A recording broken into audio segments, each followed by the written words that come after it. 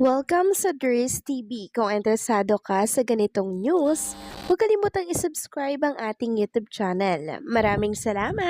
Welcome back again sa ating YouTube channel mga kakimpaw, and sa update natin ito ang pag-uusapan natin ay tungkol sa mga importanteng kaganapan kina Kim and syempre kay Paula Avellino. So pag-uusapan natin sa update na to ay may kaugnayan po sa pagkakabalang naman ng maraming Kim Pao fans dito po sa kahahantungan ni Kim and Paulo. So bakit nga kaya, naku, yan ang pag-uusapan natin mamaya. And syempre silipin din po natin ang takbo ng botohan para po yan sa SDA kasi meron daw pong humahabol. Kaya nangangamba po ang ilang fans na baka maungusan or maunahan pa si Paulo. Naku, mamaya pag-uusapan natin yan. Pero bago po ang lahat, maraming salamat sa inyong patuloy na pag-support at pagsubaybay sa mga daily update natin. Kaya naman bilang pasasalamat, narito po ang isang napili kong komento patungkol ito sa naging previous update. Mula ito kay Ginang Bibian Karaig, sabi niya, thanks Dries, Kim Paus really doing their best as actor and beside, doing great for their craft. Kahanay na pala sa mga international artists.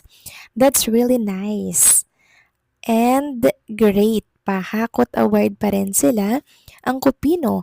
So much excited na may flight to South Korea, kaya pala very busy learning Korean words. Happy for them, malay nyo po kukunin ng mga foreign producer and director too. Kaya Kim Pao, take good care of your health, same with Pao. Thanks sa andyan ka lagi for her. Kim Pao, hope you two both happy always. Then wedding soonest. Next year na yan as have a babies pa, winner. Maraming salamat po sa inyong komento.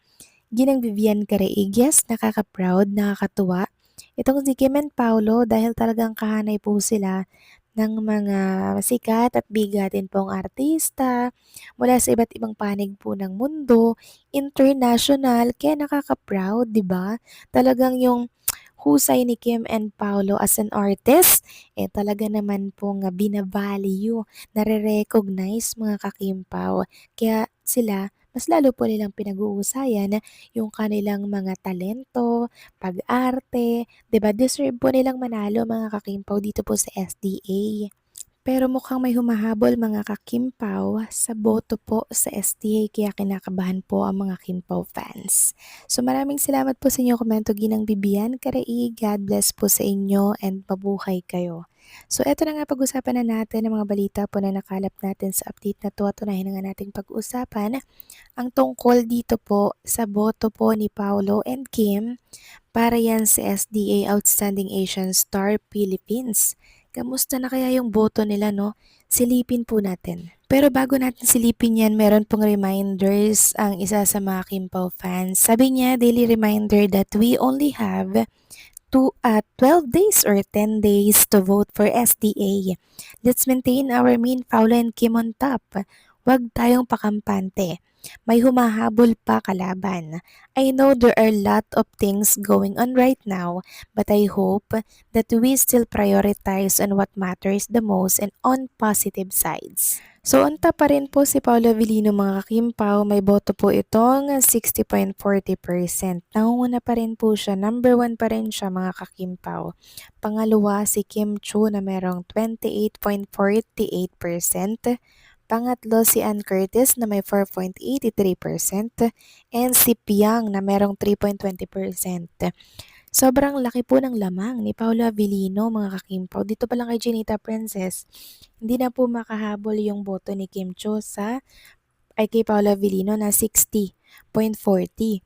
So halos kalahati yung lamang ni Paulo. Kaya huwag tayong kabahan dyan po sa dalawang humahabol kasi sobrang konti lang po niyan. Tingnan nyo naman mga kakimpaw, 3.20%, 4.83% laban po dito sa 60.40%. Napakalabo na makahabol pa po yan mga kakimpaw. Pero syempre, wag po tayong makampante.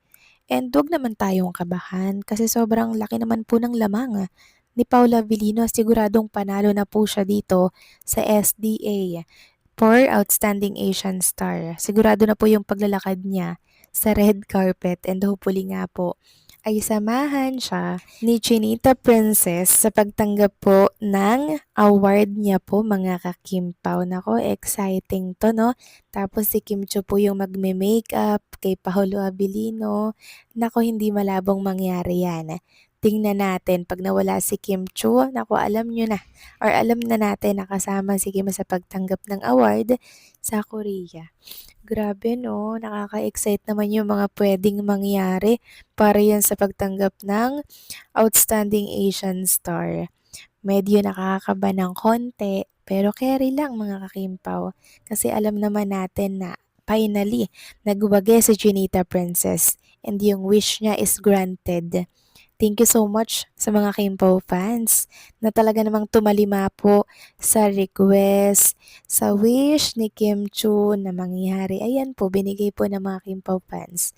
Tulong-tulong talaga silang bumoto para maipanalo po si Paula Avellino sa STA. Grabe, nakaka-touch naman yung pagmamahal at support ang binibigay po ninyo kay Chinita Princess. Kung ano po yung sabihin niya, yun po talaga yung sinusunod ninyo.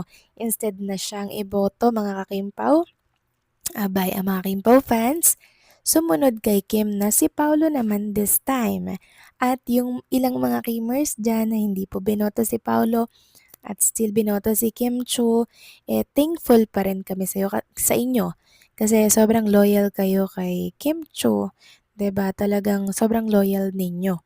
And lahat naman siguro ng artista, meron niyang mga solid talaga na supporters. 'Di ba? Kaya naiintindihan din natin ang ilan po sa mga Kimers na pinili pa rin pong iboto si Junita Princess. At dahil nga po sure na po ang pagkapanalo ni Paolo dito sa SDA, merong mga nag-uusap na sa social media na baka daw po namimili na or namimili na po ng susuotin si Junita Princess for Paolo Avellino sa pagtanggap nga po ng award nito sa Korea. So for sure na paghandaan na po yan mga kakimpaw. Since nakita nga naman nila yung boto, sobrang laki. 60.40%. Sigurado na po ang paglakad niya sa red carpet para tanggapin yung award. 'Di ba? Kaya lahat po, nakalatag na po lahat sa susuotin, sa ayos po ni Paolo, sa flight nilang dalawa kung kasama man si Chinita Princess, lahat nakasaayos na po yan mga kakimpaw. Hindi lang natin alam ay kailan ba sila lilipad papunta po ng Korea. Naku, exciting to mga kakimpaw. Sobrang exciting po yung mangyayari dyan po sa Korea sa pagtanggap ni Paolo ng kanyang award. Tapos makikita natin si Kim Jo, very supportive girlfriend kay Paolo. Naku, nakaka-excite. Kayo ba mga kakimpaw, ano masasabi ninyo dito? Please comment down below.